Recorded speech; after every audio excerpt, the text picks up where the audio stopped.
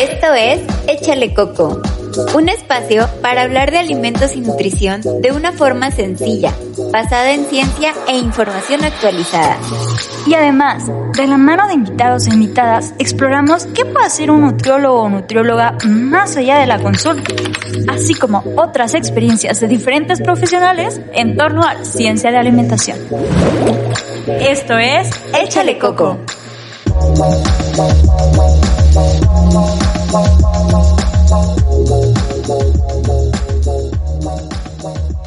Ok, bienvenidos a todos a un episodio más de Échale Coco. Hoy estamos Alejandra y Victoria de parte del equipo y tenemos como invitado al psicólogo Alberto Íñiguez.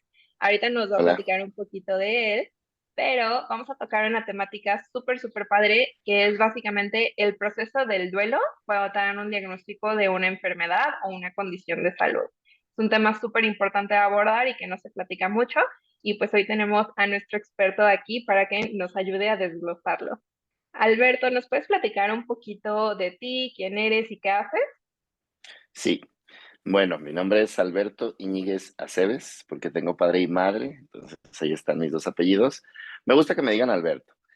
Bueno, ahorita que me presentas como psicólogo, digo, es mi primera deformación, o mi primera formación, la licenciatura en psicología.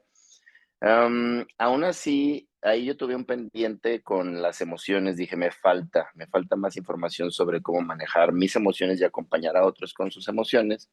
Entonces estudié la maestría en psicoterapia Gestalt o Gestalt.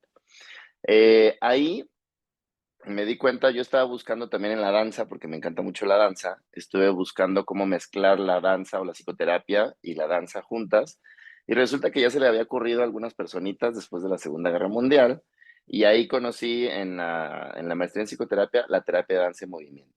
Y fui validando cada vez más mi gusto por las artes, también soy artista escénico, entonces, he logrado conjuntar las artes escénicas y algunas otras artes, la terapia de danza y movimiento, la musicoterapia, la teatroterapia, el uso de la comedia, el humor, etcétera, para la terapia. Y soy muy inquieto, también en la licenciatura estudié un diplomado, fuimos a hacer una investigación a Ciudad de México y nos invitaron a un diplomado en sexualidad humana. Entonces, a partir de ahí, he estado también digamos, explorando mi cuerpo, las artes escénicas y la psicoterapia, y ahora ya también la sexualidad tántrica. Entonces, me encanta ir hilvanando toda la salud integral a lo largo de mis procesos, y desde ahí, yo creo que también desde ahí, desde todo lo que soy y todo lo que he ido integrando, pues me comparto para el programa de hoy y esperando que pues le ayude a mucha gente, que nos escuchen, a todo su público, que les resuelva las dudas de mejor manera de llevar su relación con su salud y con las enfermedades. A lo mejor les ayudo a verlas de una forma distinta para que no sea ya una condena, sino una de nueva organización en su cuerpo o en todo su organismo. Entonces, pues yo creo que sería eso, brevemente lo que comparto para presentarme el día de hoy. O sea, eso es padrísimo todo tu gran formación y cómo combinas diferentes áreas y al final las vas aplicando a algo que es súper indispensable, que es sabernos entender, pero lo haces desde diferentes perspectivas y eso está padrísimo. Ahora, cuando me platicó Ale de la idea del capítulo de hoy, de repente, muchas veces, aunque seamos profesional de salud, el perder la salud o el recibir un diagnóstico pues es un poco complejo. Entonces, ¿cómo podrías definir a grandes rasgos cuál sería o en qué momento llega a pasar esto, ¿no? La pérdida de la salud cuando hay un nuevo diagnóstico. Ok. Bueno, es bien curioso, fíjate lo relativo cuando dices la pérdida de salud, ¿cuándo hay un nuevo diagnóstico? Es muy curioso porque entonces, si tengo un diagnóstico, es porque algo me inquietó y fui con el médico, ¿no? O con la médico o la médica. Entonces, yo creo que yo no le nombraría pérdida de salud, en este caso yo le nombraría estas alertas en el cuerpo, en nuestro cuerpo empezaron antes y por eso fui al médico. Un dolorcito, una comezón, una sensación, una emoción que no sé cómo manejar y entonces voy. Entonces, la pérdida de salud o estas alarmas empezaron desde ahí. Entonces, ¿cómo nos afecta? Pues en este caso, la persona que llegó a un diagnóstico, pues le afectó porque o tenía miedo o es muy prevenida o llegó a un punto en donde ya no podía soportar ni ignorar semejante síntoma o síntomas que le llevaron a la consulta. Esa es la primera parte. La segunda parte, que es que creo que no estamos muy acostumbrados a escuchar a nuestro cuerpo y cómo se comunica nuestro cuerpo a través de nuestras emociones y nuestros síntomas. Y entonces vemos los síntomas como malos, en lugar de que entender que nuestro cuerpo nos está hablando de un ajuste, está realizando un ajuste al medio, sea interno a nuestro organismo o afuera, y ese ajuste se manifiesta como síntoma, y entonces, si lo veo de forma negativa, eso me puede generar más síntomas por el miedo que le tengo a este primer síntoma. Y ahora, hay personas que estudian las leyes de la nueva medicina, las 5 leyes que propone Hammer, etcétera, biodescodificación, bioneuroemoción, y desde ahí le llamarían, a este diagnóstico, le llamarían bioshock. ¿Qué quiere decir esto?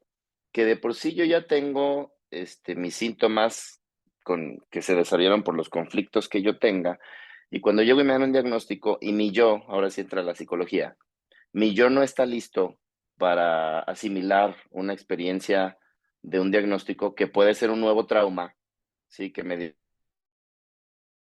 a diabetes, hipertensión, cáncer, etcétera. Hay experiencias familiares donde alguien en la familia con diabetes perdió la vista, perdió un miembro, tuvo disfunción eréctil, etcétera.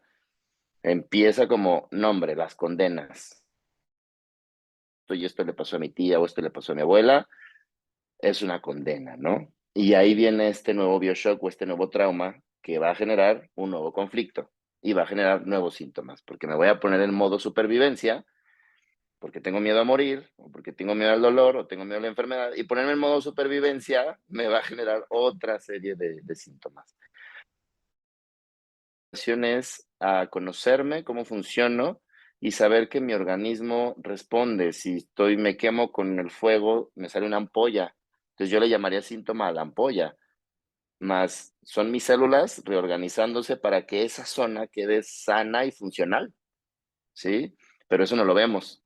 Solo es, el dolor de que me quemé y estar ahí con la ampolla, ¿por qué no estoy funcionando como antes? Y ahí es donde vienen los duelos. Ahí es donde vivimos el síntoma, más bien el diagnóstico como una pérdida. Lo mencionaste tú, ¿no? La pérdida de mi salud. No es de mi salud, es de mi homeostasis. Yo estaba en una homeostasis, sí, estaba funcionando de una manera sistémica en la que no tenía síntomas que pudiera presentir. Y entonces cuando ocurren, es esa pérdida. La vivimos como pérdida porque es un cambio, pero no necesariamente es una pérdida, porque la salud en muchos de los casos es absolutamente recuperable.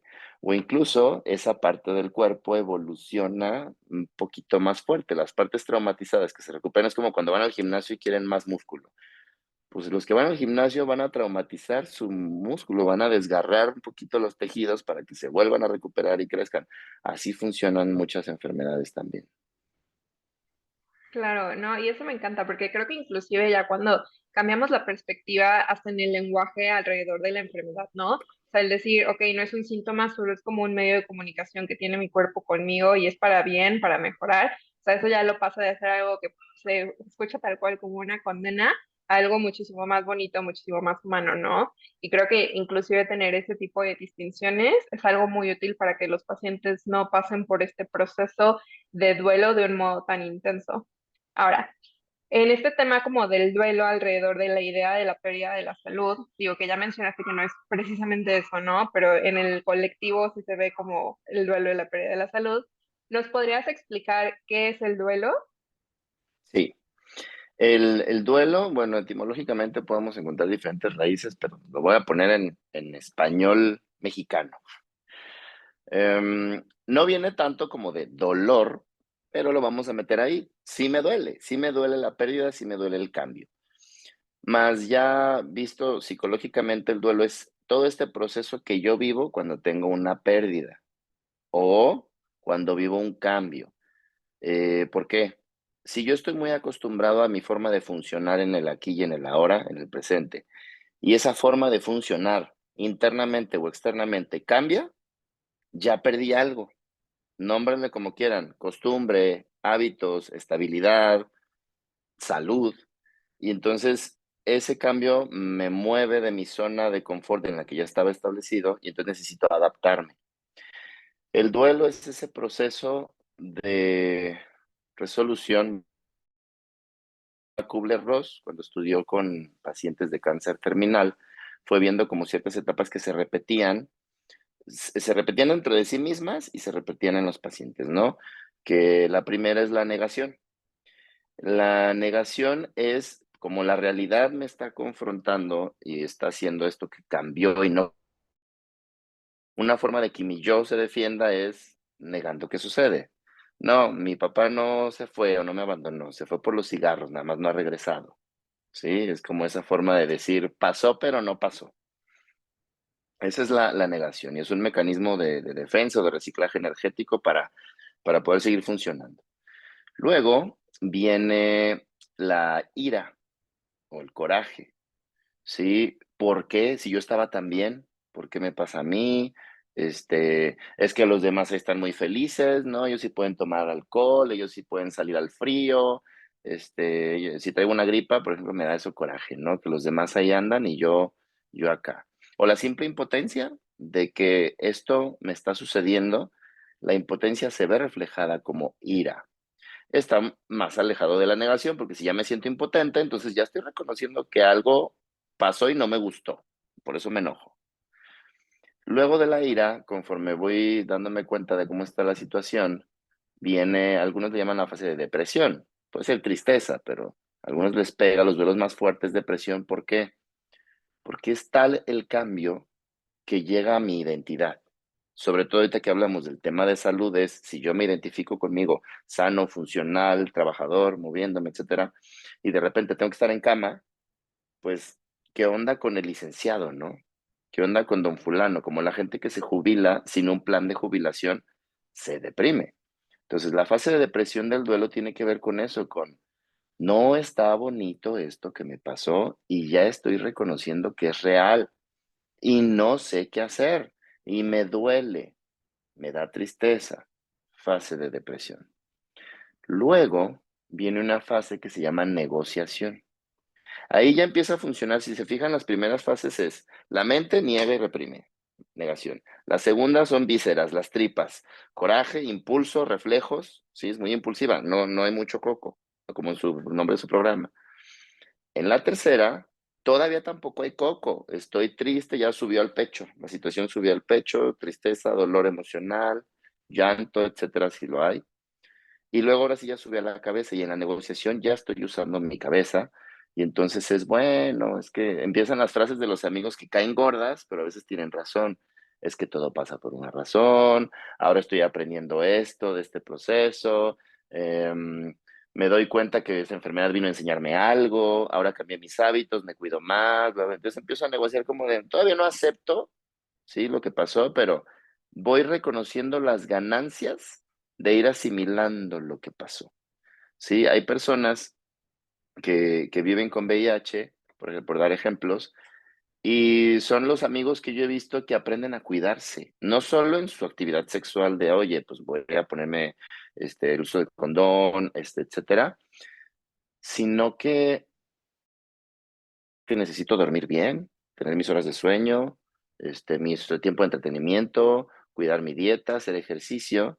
Y resulta que antes de vivir con la infección, pues no hacía nada de eso. Y es como un jaloncito de orejas de decir, oye, pues te estabas descuidando de todas maneras, ¿sí? Y aprenden este nuevo estilo de vida porque dices, oye, pues si quiero vivir, quiero, ¿no? Y hay una completa resignificación de vivir. De hecho, hasta el nombre de cambiarle, antes era persona con SIDA, etcétera, y ahora decir vivir con VIH implica eso, vivir. Hasta el cambiar la forma de nombrar las enfermedades, porque antes, en este siglo, bueno, en esta década, yo ya no he escuchado la palabra leproso, por ejemplo, que era una etiqueta a una persona que ya se convertía en una comunidad segregada.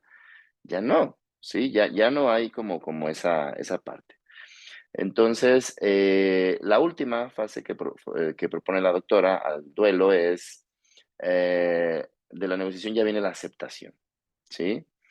Que es cuando finalmente digo: "Ah, okey, esto pasó". No necesariamente es una fase feliz y el eureka de: "Ay, ahora ya tengo el secreto de la salud y las enfermedades". No, más ya no me peleo con la realidad.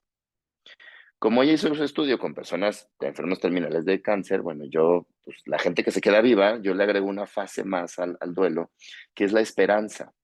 Para mí la esperanza es este proceso donde la vida se va imponiendo y voy recuperando mi relación con la vida y funciono con mis síntomas, porque hay sí enfermedades, por ejemplo, pues, que sí dejan algún cambio de movilidad en el cuerpo, ¿sí? O algún tipo de cuidado necesario, la toma de alguna sustancia, etcétera. Entonces aprendo a funcionar ahora con eso. ¿Sí? Y ahí es la esperanza entonces. Sí, en el caso de personas que pierden, por ejemplo, miembros del cuerpo, luego implica el negociar o aceptar, quiero una prótesis o no. Cuando hay cáncer de mama, por ejemplo, hay mujeres que deciden y dicen, no, este es mi cuerpo. Y yo elijo verme así, conservarme así. Y hay otras que dicen, no, yo quiero mi prótesis. Sí, yo quiero tener mis dos mamas redondas o en la forma en las que las tenía o las quiero tener y eso es una decisión muy personal de cada quien, cómo en esta fase de la esperanza se adaptan a la vida. Es muy respetable la decisión que cada quien tome mientras le lleve a su plenitud y no esté abusando de otras personas.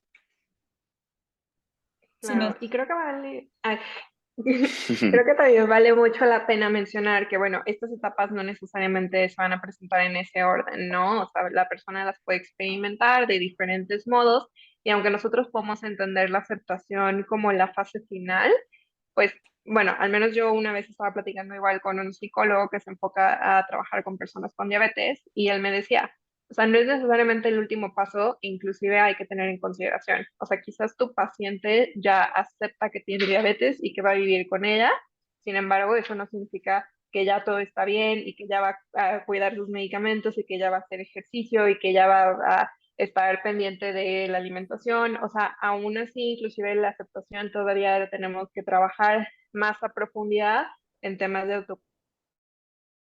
Me mencionaba algo que se me hizo muy interesante, que, o sea, la aceptación puede ir fluctuando porque pensando en un diagnóstico de largo plazo, ¿no? Por ejemplo, la diabetes, que ya es algo permanente, pues igual y tu paciente todavía tiene 30 o 40 años de vida por delante y esa aceptación va a fluctuar en esos 40 años, ¿no? O sea, ¿quién tiene convicciones que duran 40 años?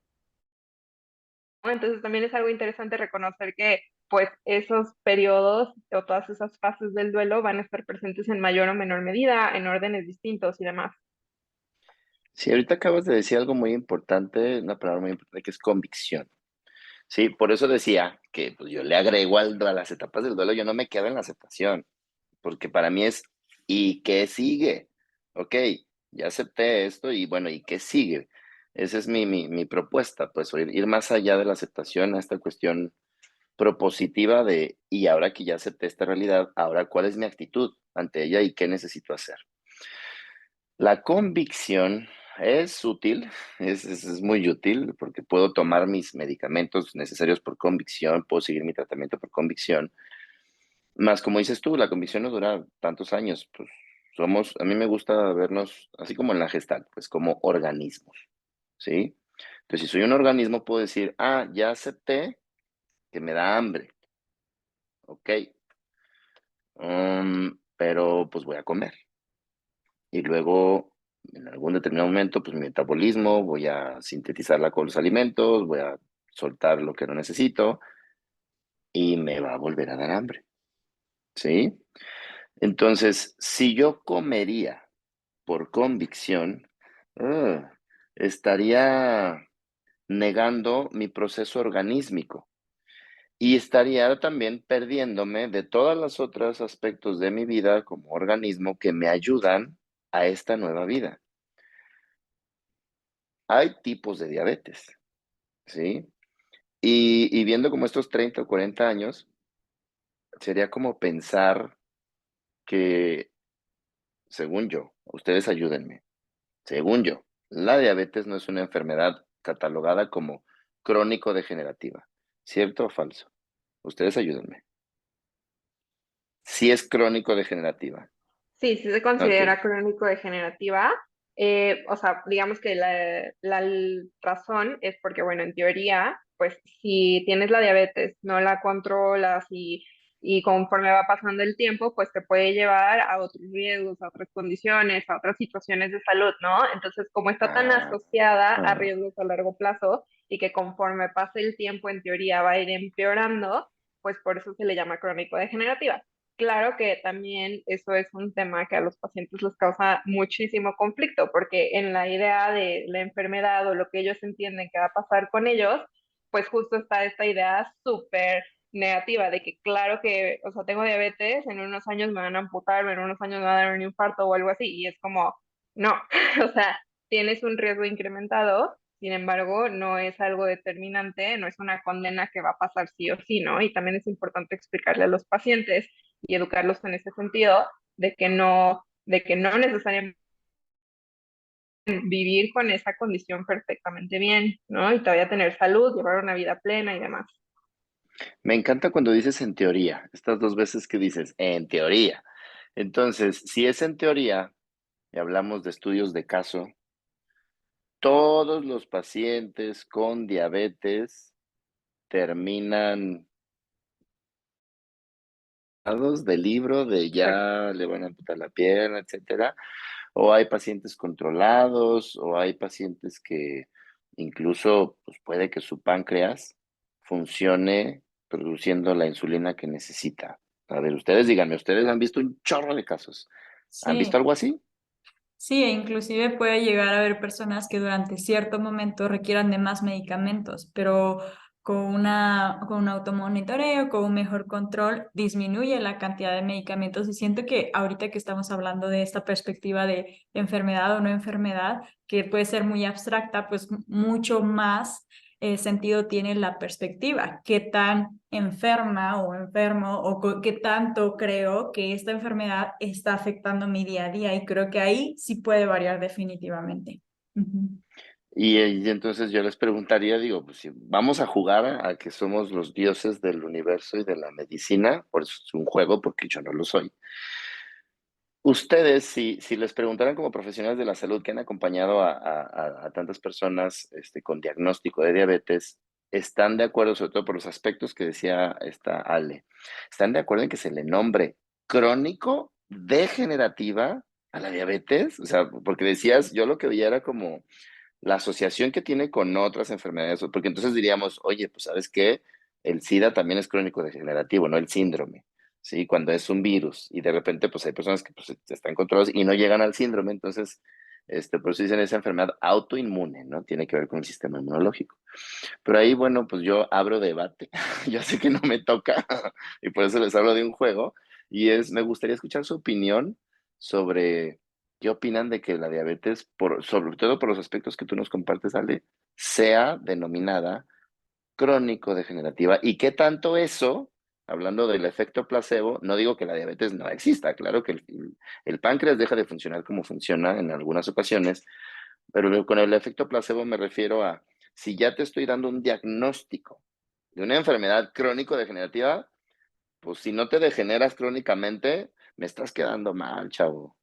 A mí como médico o médica con el libro que dice que tanto número de casos ocurren de esta forma, si tu organismo no se empieza a comportar como predigo que se va a comportar por esto, pues entonces estás mal y me vas a hacer quedar mal a mí profesional de la salud, me vas a hacer quedar muy mal si eres un milagro de la ciencia o una excepción a la regla. Por eso yo les preguntaba si hay esos, ¿no? En mi familia ha habido diabetes.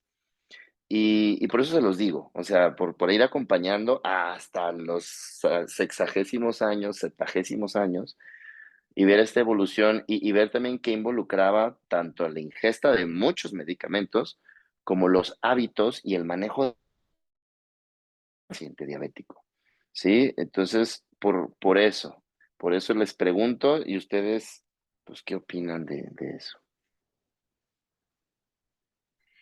Digo, a mí el término crónico degenerativo no me encanta, o sea, no tanto en el, o sea, creo que es descriptivo para el área clínica y eso es como su positivo, ¿no? Que pensándolo desde el área médica, pues nos un poco más esta condición. Pero se dice más un término horripilante, o sea, porque justamente suena a que sí o sí vas a tener una secuela después de la enfermedad, que eso sabemos que no es cierto. O sea, pensándolo como desde la interpretación que puede tener al paciente de ese término, o sea, sí se me hace como un poco violento y aparte, pues también como asumir que sí o sí se va a complicar el paciente cuando no necesariamente va a suceder. Que aquí creo que también va mucho el tema como de lo que asumimos a veces de ciertas enfermedades. O sea, si lo aterrizamos a diabetes, pues mucho de lo que está alrededor de que te diagnostiquen el diabetes tipo 2 sobre todo, es esta idea de, bueno, es una persona que no se cuidó, que no hizo ejercicio, ¿no? O sea, que suena horrible, pero es como de, ay, igual es súper flojo y súper comelón y le vale su salud y la vida, ¿no? Y por lo tanto, pues claro que si es ese tipo de paciente el que el campo médico asume que estás tratando, pues claro que le pones una etiqueta de crónico degenerativo, porque es un paciente que según tú no se va a cuidar porque nunca se cuidó, por eso le dio la enfermedad de primera mano y como no se va a cuidar, se va a complicar. Siento que puede ser descriptivo a nivel clínico, pero no es un término nada bondadoso. Sí, Y no, y más allá de la bondad, sí. Ujú. agregaría un elemento más, porque aunque bien es cierto, el estilo de vida incide demasiado, sobre todo en una condición como esta, la realidad es que puede haber casos que, por ejemplo, es que yo siempre he comido bien, es que yo siempre he hecho ejercicio, soy deportista, etcétera, y llega el diagnóstico y puede haber un deterioro mayor, ¿no? O sea, es lo único complejo, porque al final un diagnóstico, yo también he estado con este pensamiento últimamente de que qué es diagnóstico, qué es salud, etcétera, etcétera, cuál es la frontera. Al final, este diagnóstico nos habla simplemente de una parte de la función del cuerpo humano, pero el por qué surge puede tener muchos porqués, puede tener, por lo tanto, muchos después. Entonces, pues cada persona va a ser distinta. Y justo hace rato, voy a cambiar, un rebote de pregunta, hace rato que estabas platicando sobre estas etapas de duelo, te iba a preguntar, ¿qué sucede con aquellas personas que tal vez tienen un diagnóstico? Por ejemplo, tengo varios pacientes que tienen enfermedad renal y hay unos que medio siempre les advirtieron, es que si no te cuidas, es que bla, bla, bla, es que mi tío, mi tía tienen, etcétera. Pero hay personas que tú dices y ellos mismos llegan, pero es que no entiendo por qué. Y la verdad es que muchas veces todavía ni siquiera se entiende médicamente qué es lo que tienen y por qué. O a veces solamente se sabe, está dejando de funcionar esto, pero no hay un diagnóstico claro. Entonces, ¿qué sucede cuando no hay un diagnóstico claro o cuando el diagnóstico no es suficiente para explicar el por qué sucedió las cosas? ¿Cambia esto la parte del duelo? ¿Hay algún elemento extra? En psicología usamos el manual que pues, van creando los psiquiatras, que es el DCM, y pues en los tiempos que yo lo estudiaba, era el diagnóstico diferencial. Nos ayudaba, oye, ¿y qué hacemos si, por ejemplo, en un trastorno de la personalidad, en los criterios que vienen, pues tiene la mitad o tres cuartos de este y tres cuartos de este? Y entonces, pues ahí era como verlo o saberlo, ¿no? El tema es como la mente humana es compleja y nos vamos comportando de acuerdo a lo que va sucediendo en nuestra sociedad neurótica, que nosotros mismos hacemos que sea neurótica, pues van surgiendo, nos vamos inventando nuevas y nuevas y nuevas enfermedades. Al menos en la salud mental eso sucede, o sea, han ido aumentando y hay algunos criterios de ciertas conductas que antes decíamos, estas conductas son enfermizas y ya vieron que no le hacían daño a nadie y se quitan del criterio o le cambian de nombre como el trastorno bipolar y luego diferenciar de el trastorno límite de la personalidad, etcétera. Bueno, hablando de la salud mental. ¿A qué voy con esto? Pues sí nos ayuda a saber qué estamos enfrentando como profesionales de la salud para hacer el mejor acompañamiento de quien va con nosotros. Ahora, esa humildad con la que dices, Victoria, sí, y muchas veces no lo sabemos. Ya le hicieron el electro, ya le hicieron esto, ya le hicieron el otro, todos los estudios y no aparece nada, pero la persona sigue teniendo síntomas. Bueno, pues es un caso efectivamente que no se ha estudiado la etiología, o sea, o el origen de la enfermedad es hasta ahora desconocida, pero cuando menos si localizamos en qué órgano está sucediendo, puede haber la forma de tratarlo, ¿sí? No por aislar a la persona en el órgano, sino para entender cómo está funcionando la persona. Eso ya es un tema también de incluso de salud pública o de cómo abordamos a nuestros usuarios de servicios de salud, porque lo veo de forma integral y digo, a María de Jesús González le está sucediendo esto. Señora María de Jesús González, la vamos a acompañar en lo que podamos y si no, pues derivo con quien creo que va por ahí. En este caso hablaban, por ejemplo, de los riñones, ¿no? Bueno, está el otro lado, que creo que ha estado teniendo cada vez más aceptación, que es el integrar los dos hemisferios cerebrales y no pensar que la enfermedad es un algo focalizado en un órgano. ¿Por qué? Pues porque todos nuestros órganos están conectados a nivel nervioso, en todo nuestro sistema nervioso. Entonces, alguna conexión tiene con el cerebro, por un lado. Y por el otro, decías, cuando la persona no sabe o estos casos que de dónde viene, de dónde salió, antes les llamábamos a enfermedades hereditarias. Sí, por eso yo decía ahorita, bueno, pues hubo diabetes o ha habido diabetes en mi familia, ¿no? Entonces, en las enfermedades hereditarias usualmente dicen, son los genes y porque tú tienes genes de tu papá o de tus abuelitos, por ahí puede llegarte la enfermedad. Sí, pero no es tan determinante porque diríamos, si fuera matemáticamente genético, todos los individuos serían propensos a, o se podría calcular haciendo como mapas mentales, podríamos calcular, o no mapas mentales, mapas genéticos, pues, que creo que los genetistas se están encargando de eso y están encontrando un chorro de cosas, que a lo mejor no tiene que ver con sacar sangre y luego cómo encontramos la sangre de la tatarabuela, ¿no? Para decir, oye, podrá tener la misma enfermedad. Y esto se llama en psicología, es la psicología transgeneracional, ¿sí? O el trabajo con lo transgeneracional. ¿Qué es lo transgeneracional? Es decir, estudiar mis generaciones atrás, también las conductas, también las decisiones y también las circunstancias. ¿Por qué?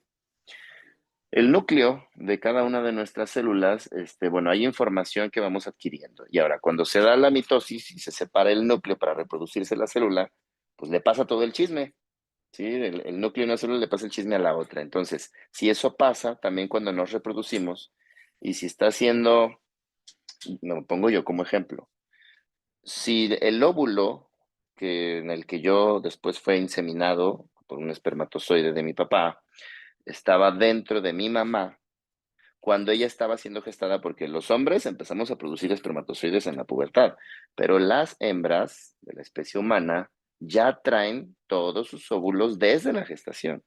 Entonces yo estaba ahí, o una parte de mi genética estaba ahí, mientras mi mamá estaba siendo gestada dentro del vientre de mi abuela. Entonces, ahí ya tengo información de las dos, más lo que ha ido sucediendo y se fue registrando, ¿sí? En mi madre, pues en el momento en que es inseminado el óvulo, ahí ya hay mucha información. Sí genética, pero si le queremos llamar adquirida, porque también hay caracteres adquiridos, pues también ahí se va acumulando y las células se van pasando el chisme.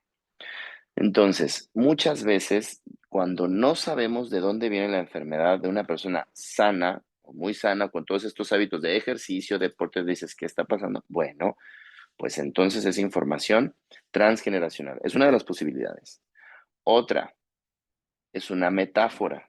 Nuestro hemisferio derecho es metafórico, y nuestro hemisferio izquierdo cerebral es lógico y concreto. Entonces, ¿qué sucede con las metáforas? Si alguien me hace una guarrada, dirían los españoles, creo que son los españoles los que dicen guarro, una cochinada, y yo no, en mi organismo, no pongo un límite o no asimilo esa cochinada, esa mala experiencia.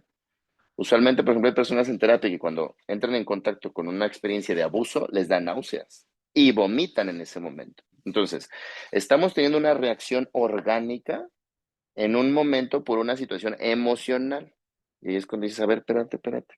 A eso que antes le nombraban todavía neurodermatitis. ¿Qué está diciendo el médico? No es mi rollo.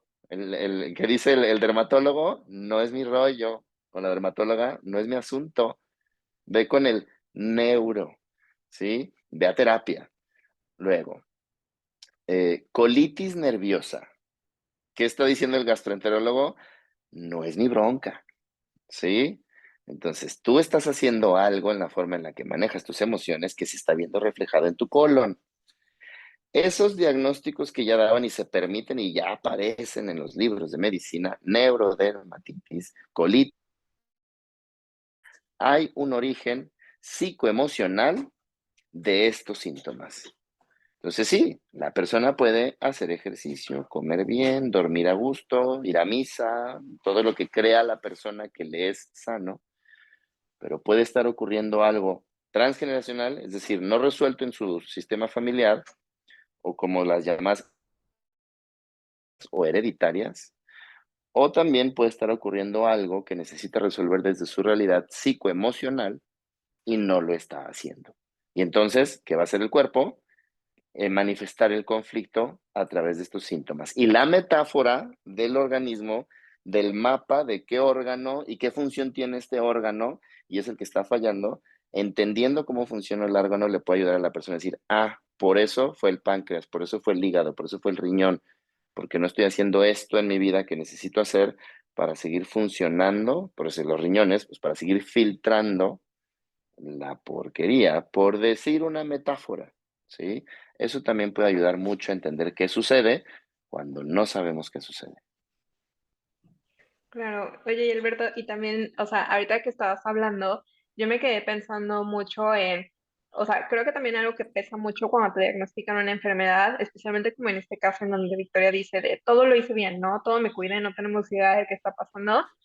Creo que algo que duele mucho es el hecho de el balde de agua fría que te cae cuando te das cuenta de que tu salud no es algo que puedes controlar. O sea, creo que eso es algo que es un shock súper fuerte para las personas y que a veces nosotros creemos que nuestra salud y nuestro cuerpo es algo sobre el cual tenemos 100% del control mientras haga todas estas cosas de la lista que tengo que hacer. Y luego nos damos cuenta de que no es así realmente, ¿no? Y creo que para mí, al menos cuando me han llegado a diagnosticar algún tema de salud, creo que ese es como el primer golpe y es lo que me he dado cuenta de no puede ser, de no tengo un control absoluto sobre esto, ¿qué está pasando? Sí, pero si hice todo. Si eso tiene un nombre, en psicología le llamamos obsesión, ¿sí? Vamos a, vamos a esta No, bueno, parte. sin comentarios. Sí, vamos a hablar de la parte de la obsesión y de la compulsión, que creo que nos puede ayudar mucho aquí en entender este funcionamiento de querer controlar nuestra salud. Una obsesión, una parte de nuestra parte obsesiva tiene que ver con nuestro pensamiento y un pensamiento obsesivo es un pensamiento que se repite mucho en mi mente, ¿sí? Por ejemplo, orden, orden, orden, control, control, control. Y puedo relacionarlo a otros aspectos de mi vida. Por ejemplo, si yo tengo orden y control, voy a tener salud, ¿sí? Claro que la disciplina nos ayuda, a tener hábitos y eso es muy sano. Pero ahora, creer que porque tengo el control de todos mis hábitos me voy a mantener en salud, pues imagínense el estrés que puedo empezar a sufrir si no puedo controlar, por ejemplo, no, pues yo todos los días voy a ir al gimnasio y hoy, suponiendo que hoy es un día feriado y no abre el gimnasio. Entonces, ¿qué hago? ¿Rabieta? ¿Huelga afuera del gimnasio? ¿Levantar mis pesas o nadar en la alberca, etcétera? ¿Busco alguna otra actividad? ¿Aprovecho el día libre para ser feliz? ¿Sí? Entonces, de repente, si no hago eso, empiezo a generar estrés, cortisol, y sustancias que en mi organismo no funcionan bien, no me ayudan en exceso. Entonces empiezo a generar todas esas hormonas o neurotransmisores que no me ayudan y en ese estrés, ¿qué va a pasar? ¿Sí? Y entonces es como, dicen, ni tanto que queme al santo y ni tanto que no lo alumbre. O sea, eso es yéndome al lado del control absoluto. Obviamente también está el YOLO, el You Only Live Once, solo vives una vez, fuma todo lo que quieras, toma todo lo que quieras, vete de fiesta, desvélate, etcétera, etcétera. O sea, irme al otro lado de la disciplina, ¿no? A la rebeldía total, en contra de qué autoridad, pues de la que yo me imagine que hay en mí. Y entonces, pues también voy a perder este tema de la salud. como lo decimos, la pérdida de la salud, ¿no? Entrecomillado. Entonces, de nuevo, estas perspectivas de control o descontrol no me permiten mirarme como organismo vivo. Por eso ponía el ejemplo del hambre. Si hay algo que sale de balance y que me va a sacar de balance porque lo va a ver, a lo mejor suena como una mala noticia, pero a ver, el clima cambia, al menos en Guadalajara, en la hermosa ciudad donde yo vivo, donde vivimos, me parece, no sé si también Victoria vivas acá en Guadalajara, ¿no? Andas en otro lado, bueno. Em, Vivimos las 4 estaciones y ahorita ya hay personas que empiezan a estornudar porque está entrando la primavera, que dicen, es alergia estacional, hablando de diagnósticos, es alergia estacional. ¿Qué quiere decir esto? Que mi cuerpo se ha acostumbrado a reaccionar al polen o a algo que tiene que ver con la primavera. ¿Se puede trabajar? Sí se puede trabajar las fobias, las alergias, sí, con el alergólogo y también con ciertos procesos terapéuticos donde cuando hago consciente a qué le tengo intolerancia y qué significa para mí, mi cuerpo empieza a ser tolerante a esa sustancia. Es una cosa muy rara. O también químicamente, o sea, que vamos a ver a qué eres alérgico y entonces te vamos a ir, es muy similar a la terapia cognitivo-conductual que se llama desensibilización sistemática, la técnica, o inundación. ¿A qué va esto? Se va exponiendo al organismo, a la persona, poco a poco al estímulo para que vaya reaccionando y se vaya adaptando. Es eso. Entonces lo que era un síntoma ya no va a ser un síntoma porque mi cuerpo se va a adaptar de otra forma. Entonces, si entendemos que la enfermedad, visto desde esta perspectiva, es una invitación a verlo de otra forma, es mi cuerpo adaptándose a, pues entonces ya voy a saber qué hacer, además de asustarme o en lugar de asustarme. El miedo, porque ahorita hemos estado hablando mucho del miedo sin hablar del miedo, cuando hablamos del diagnóstico, del bioshock, del duelo, el miedo tiene una de las funciones biológicas que tiene el miedo, pues es mantenerme vivo. Ahí viene el perro rabioso corriendo, ladrando. Corre. 3 respuestas con miedo. Congelamiento, como los conejos, huida o confrontación. Entonces, voy a liberar adrenalina para eso. Pero si estoy en el consultorio médico y estoy en huida, me salgo corriendo del consultorio. Ah, no es cierto el diagnóstico.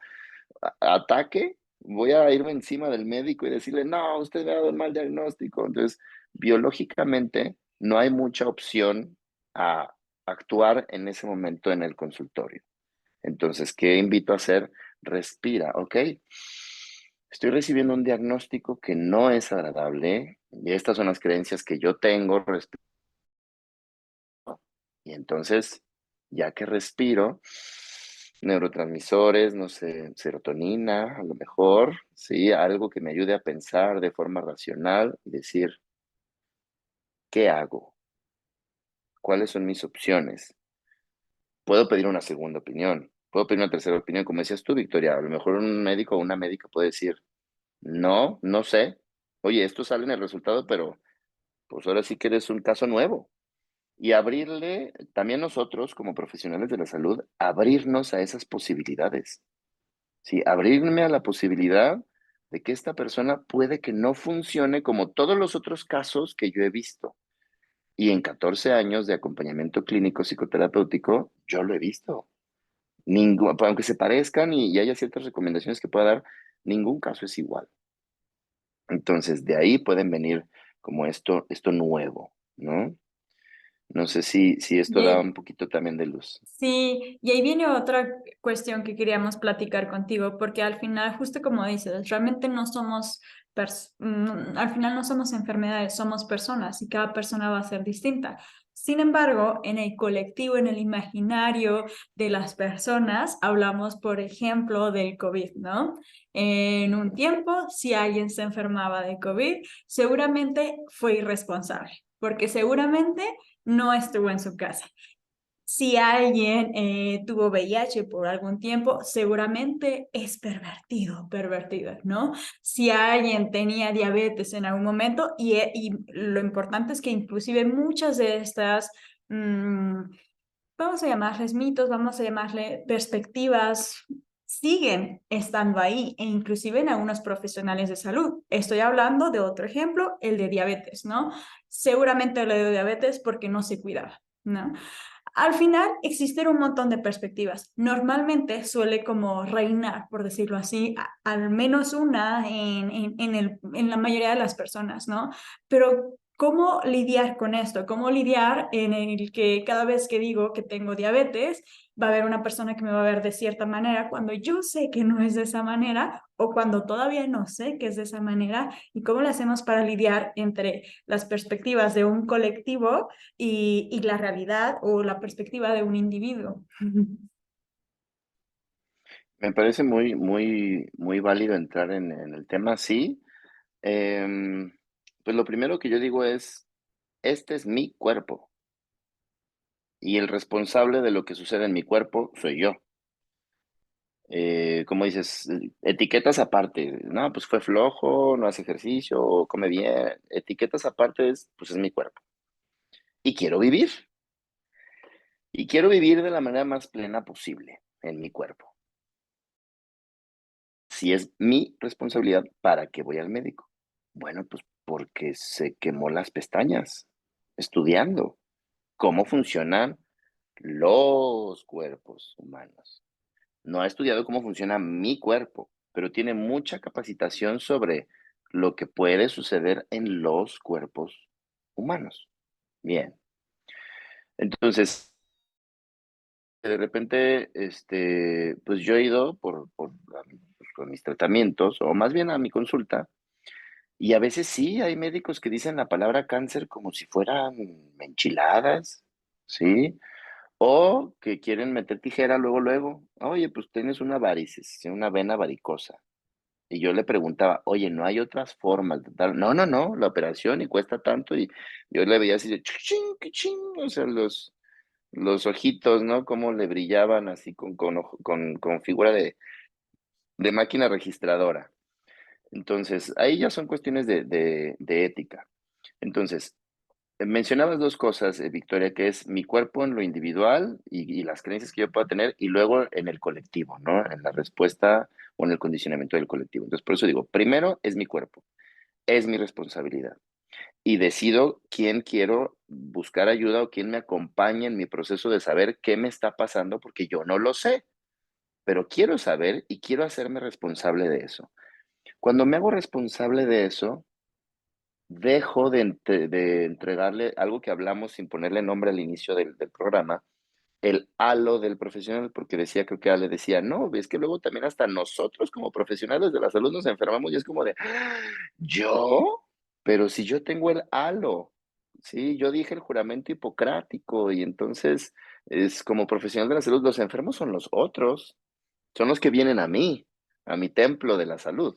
¿Y yo cómo me voy a enfermar? Pues es que mi condición humana está antes de cualquiera de mis condiciones como artista escénico, profesional de la salud, etcétera. Mi condición humana está primero y es innegable.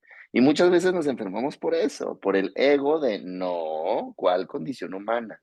Entonces, es asumirlo responsablemente y buscar la mejor atención. Y la mejor atención no siempre es la más cara, no siempre, o sea, a veces encontramos respuestas donde menos lo esperamos. Esto no quiere decir que andemos buscando charlatanes o cuestiones de negligencia o ahorrarnos unos pesos por tener como la salud. Ahora, en el colectivo, no voy a mentirlo, es difícil. ¿Por qué? Volvemos al control. Yo puedo hacer que las personas cambien su forma de hablar respecto a la salud. Sí y no. ¿Cómo sí? Mi labor educacional en la consulta, ¿sí? Una persona a la vez van cambiando su forma de verlo y tienen mayor salud. Ahí está una. La otra, esto que estamos haciendo. Hagamos un programa, hablemos de lo que opinamos, ofrezcámoselo a las personas para que desarrollen su propio criterio y piensen respecto a su propia salud lo que quieran pensar, lo que les funcione mejor, como se vayan, lo que les ya estamos haciendo algo para cambiar eso, ¿sí? Pero si me voy al control de toda la gente debería de cambiar, ya hemos visto lo que ha ido sucediendo con el lenguaje incluyente, ¿sí? Ellos, ellas, ellas, es una bomba. Hay gente que está de acuerdo, hay gente que no está de acuerdo, hay gente que refunfuña. Pues es una forma en la que la y toma años. Sí, este proceso de adaptación lingüística para que la realidad como la hablamos nos sea más sana, lleva años, honestamente. Y soy muy positivo, yo soy bien positivo y bien esperanzador y todo, pero es un proceso que lleva años. Sin embargo, lo estamos haciendo hoy. Y si lo estamos haciendo hoy, algo estamos haciendo bien por nosotros, por nuestra salud y por las personas que nos escuchen. Que cuando menos se cuestionen y digan, "Hmm, entonces mi salud depende de mi familia, mi salud depende del profesional de la salud o depende de mí. La responsabilidad es absolutamente mía. La ayuda que busque y que acepte y quien decida ofrecerse a acompañarme en mi proceso de salud, ese sí es responsabilidad del otro, porque dice, yo soy médico, yo soy enfermera, yo soy psicólogo, yo soy nutrióloga, y entonces es, pues tengo el halo en el que estoy embestido de eso, y es una responsabilidad que tenemos nosotros, los profesionales de la salud, ante nuestros usuarios y usuarias. Sí, y a mí me encanta lo que dices del lenguaje. Yo con muchos de los pacientes intento trabajar a veces ciertas modificaciones en cómo hablan, por poner igual un ejemplo con las personas que tienen diabetes, ¿no? O sea, cuando un paciente se autodenomina como diabético, pues para empezar, están todas estas asociaciones, ¿no? Que ya habíamos mencionado, de que sí, ciertas enfermedades o condiciones que vienen después, que sí, flojo, gordo, etcétera. Entonces, yo a los pacientes sí les digo, a ver, tu lenguaje construye tu realidad. Si quitamos esta etiqueta de diabético y lo pasamos hacia un término muchísimo más humano, creo que tú también, créalo o no, te hace sentir muchísimo mejor emocionalmente. Es muy diferente decir diabético, en donde tenemos asociaciones negativas y además yo solito me quito mi identidad como una persona completa y la reemplazo por solo la etiqueta de enfermedad. Es muy diferente decir yo soy diabético a un término más neutro, como yo soy una persona con diabetes, o inclusive un término más positivo, es que soy una persona que vive con diabetes. Ya haciendo simplemente ese cambio de lenguaje, ya reconozco que soy una persona completa y que tiene la posibilidad de vivir plenamente aunque tenga esta condición. Y el tema del lenguaje se me hace súper, súper interesante que también lo vayamos trabajando con los pacientes. Ahora, algo que te queríamos preguntar también es que cómo, como profesionales de la salud, podemos ayudar al paciente a cambiar el significado del diagnóstico. Y creo que una es esto del lenguaje que nos dices, otra definitivamente es el tema de educación al paciente, que comprenda qué es lo que está pasando. Y la otra creo que también se me hizo muy padre esto que dices de, bueno, este cuerpo es mío, ¿no? O sea, que el paciente recuerde ese lado. ¿Tienes alguna otra estrategia que podamos utilizar en nuestros pacientes? Sí. Obviamente, pues lo digo desde mi trinchera, desde la parte psicológica, y es, yo, por ejemplo, yo, Alberto, me preguntaría si, con el tema de la diabetes, ¿qué pasa con mi páncreas? ¿Sí? La pregunta usualmente que nos hacemos desde el miedo y el control es, ¿por qué mi páncreas hace eso? ¿Por qué? ¿Por qué? Y gritamos al cielo, ¿no? ¿Por qué? Y entonces, si mi pregunta fuera, ¿para qué? Para de producir insulina. Si yo soy un organismo completo y funciono completo, idealmente, circular, ¿sí? Circulando, funcionando, ¿para qué mi páncreas dejó de producir insulina? ¿Qué hice yo? Porque hace rato veíamos la cultura culpígena, ¿no? Algo hice mal y, pues, perdónenme el español florido, y estoy jodido. Algo hice mal y estoy jodido, ¿sí? Entonces, a ver, ¿y si no fuera así? ¿Para qué funciona así mi páncreas? Bueno, voy a la metáfora, de nuevo. Glucosa, azúcar, ¿sí? Mi páncreas produce insulina, una sustancia que sirve para desdoblar el azúcar en mi organismo y poder asimilarla y, según entiendo, convertirla en energía. Las mitocondrias de las células, ahí hacen lo suyo y vámonos, energía. Pero es posible que, ahora tomando el otro tema, que en mi conducta alimentaria, cuando siento tristeza, ansiedad, soledad, se me antoja algo dulce. Algo dulce. ¿Qué podría ser algo dulce? Un beso, un abrazo, que me escuchen, pero a lo mejor creo que no lo merezco o no estoy disponible o en mi familia sí aprendieron porque si hay más personas con diabetes, pues hay más personas que en algún momento de su vida han tenido un conflicto con asimilar la dulzura, con asimilar la glucosa, ¿sí? Estoy hablando de la metáfora y la parte literal al mismo tiempo, ¿sí? Vamos a hipnotizarnos un rato con este cuentito. Entonces, ¿qué pasaría si reviso yo para qué mi páncreas dejó de producir insulina? Pues para decirme que el que necesita encargarse de asimilar la dulzura en mi vida soy yo, porque mi páncreas ya se cansó. Dice, oye, ¿cuánto más azúcar vas a meter por una necesidad que no es alimentaria? Ahí es donde está la metáfora. Me estás mete y mete y mete y mete azúcar y nada más no sientes satisfacción, no te nutres, nomás no tienes llenadera. ¿Qué es lo que te está haciendo falta? Porque yo estoy trabajando de más, yo estoy produciendo un chorro de insulina para poder asimilar toda esa glucosa que estás metiendo. Ah, y si trabajas el otro lado, y si trabajas la otra dulzura, a ver qué onda, y ocurre que empieza a haber cambios en la conducta alimentaria y que conscientemente la persona cuando dice quiero dulce, soy bien consciente de que es por ansiedad, de que es por miedo, de que es por soledad, de que es por chiqueo, de que es por berrinche o porque quiero algo dulce. Y a veces ya hasta agarran el rollo y es pues en la mañana. En la mañana, la frutita, ¿sí? La frutita me la como en la mañana. Y mi cuerpo empieza a asimilar de forma distinta, pero curiosamente la persona ya puede decir, mamá, te quiero. Ustedes pueden decir tan fácil, años. Hay personas que llevan años de sin poder decir te quiero, porque se sienten amenazadas, porque no aprendieron así. Y esto, dejando de juzgar a las personas, es el contexto donde estuviste, es la familia donde creciste. Ahí es donde está el aprendizaje. Sí, el aprendizaje de la conducta alimentaria, de las metáforas, ¿sí? Y por lo tanto de cómo reacciona el cuerpo. Porque también, oye, y si en mi familia casi todos tienen diabetes o la gente que más quiero o con los que más identifico tienen diabetes y yo no, ¿no les estaré faltando al respeto si no comparto el mismo síntoma? Si yo soy pleno y feliz, ¿no debería de sentir culpa de que no soy igual a ellos? Y también sucede. Y esas ya se llaman lealtades. ¿Sí? Cuando digo, no, pues es que si no, hay un médico con quien yo trabajé, le presté servicios terapéuticos y dice, no, pues me voy a operar, ¿sí? Quería operarse para reducir de peso. Y dice, ay, pero me mandaron a terapia. Dije, entonces vengo contigo. Y dice, a ver, ¿cuántas sesiones contigo necesito para mi cirugía? Le dije, ándale pues. Le dije, 4.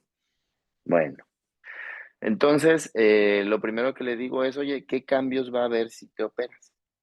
Me dice, no, pues la ginecomastia, o sea, me van a bajar las mamas, mis piernas, un poco de mis glúteos, mi abdomen, etcétera, ¿no? Mi cara, en mi rostro. Dije, ah, ok. Y era por sus rodillas también. Le afectaba el sobrepeso, le afectaba sus rodillas. Entonces, le dije, bueno, la primera tarea que vas a hacer es una carta a tu cuerpo y médicos. ¿Cómo le voy a hablar a mi cuerpo? Sí, una carta a tu cuerpo donde le expliques todo lo que va a cambiar con la cirugía, qué partes se van a ver alteradas, porque hay que trabajar con autoimagen, sí hay que trabajar con el esquema corporal, y esa es una forma de trabajar con la autoimagen y el esquema corporal, y de otra cosa. Entonces, hace la carta y regresa a la segunda sesión. No me voy a operar. Dice, no, no, no, no manches, es que me di cuenta, ya entró no solo en la parte cognitiva, sino ya en la parte afectiva. Y la identidad, es que en mi familia me dicen cachetón, y pues así me agarran los cachetes mis tías y todo, y pues si eso se va a reducir, entonces algo va a pasar. Mi papá tiene ginecomastia, mi hermano tiene ginecomastia, entonces de repente también me visualizo con mi pecho plano y dice, pues ya no va a haber como este rollo con mis papás, o sea, con mi papá y mi hermano. Entonces empezó a ver todas las asociaciones afectivas que tenía con la forma de su cuerpo y con la forma de consumir sus alimentos. Total, no se operó. Dice, no, pues mi médico también me recomendó, no era la doctora, me recomendó nadar, que es un ejercicio que no tiene impacto para mis rodillas, pues para bajar de peso. Y la forma de bajar de peso fue cambiando su conducta alimentaria, nadando, etcétera. Porque a veces queremos tener más fácil. Cada caso es muy particular y cada persona y profesional de la salud, cada usuario va a ir acompañándose a tomar la mejor decisión posible. Más, cuando no vemos a nuestro cuerpo, como el vehículo en el que vamos, nuestro templo en el que vamos por la vida, como vivimos las experiencias, como nos conectamos con el todo, y si lo vemos también de esta parte meramente organicista, sí, succiónele, quítale, o sea, haga lo que necesite hacer, doctor, así en el taller, haga lo que necesite hacer para que funcione, ¿no? ¿Por qué? Porque quiero la salud express. A mí no me Sí. interesan los síntomas. Y me encanta todo Ujú. lo que estás diciendo porque al final destaca la importancia de reconocer que un solo profesional no es suficiente y que pues al final somos seres complejos, ¿no? Seres que tienen que ver con moléculas y todo, pero también tiene que ver con pensamientos y también tiene que ver con relaciones. Y pues bueno, nos podríamos quedar aquí platicando y platicando y platicando, pero creo seguramente te vamos a tener de nuevo para platicar más. Pero creo que, pues al final, bueno, un paréntesis pequeño, yo agregaría la pregunta de Ale, que también es muy importante ir reconociendo cuál es la perspectiva de nuestros pacientes por medio de simplemente preguntar, ¿no? ¿Qué significa para ti tener diabetes? ¿Qué significa para ti? Etcétera, ¿no? Pero bueno, al final es algo que vamos a ir aprendiendo poco a poco, que por medio de la práctica, de irnos empapando de nuevos conocimientos, lo podemos ir desarrollando. Y pues quisiéramos agradecerte de que estés aquí con nosotras, compartiéndonos parte de lo que conoces, sabes, vives y te formas. Y pues muchísimas gracias por estar con nosotras. Hay una última pregunta que hacemos siempre al final de cada podcast, que es, si fueras un alimento, ¿cuál serías?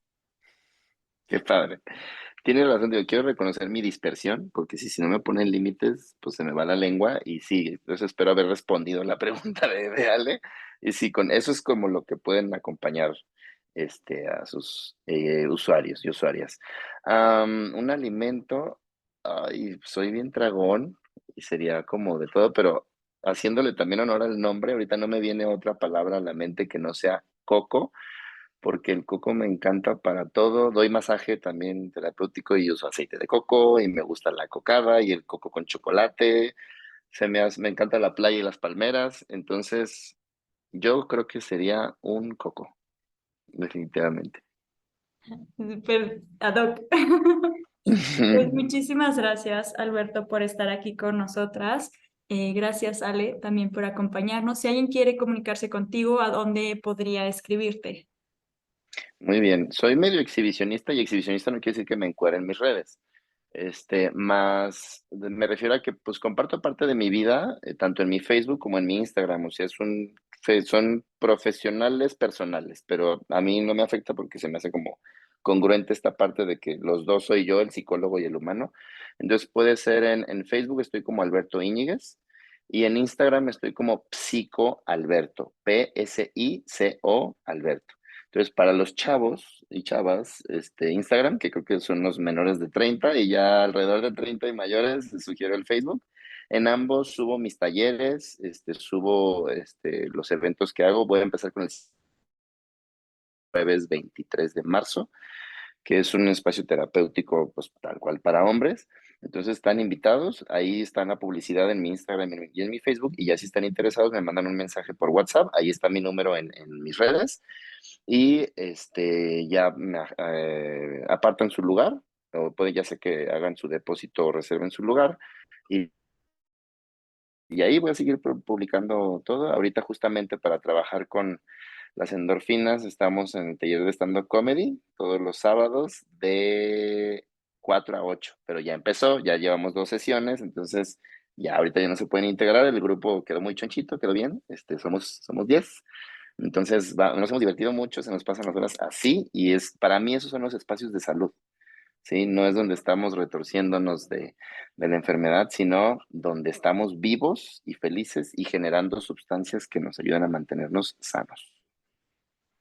Sí, yo, o sea, justo en el taller de stand-up comedy, está buenísimo. Les recomiendo a todos hacer talleres con Alberto.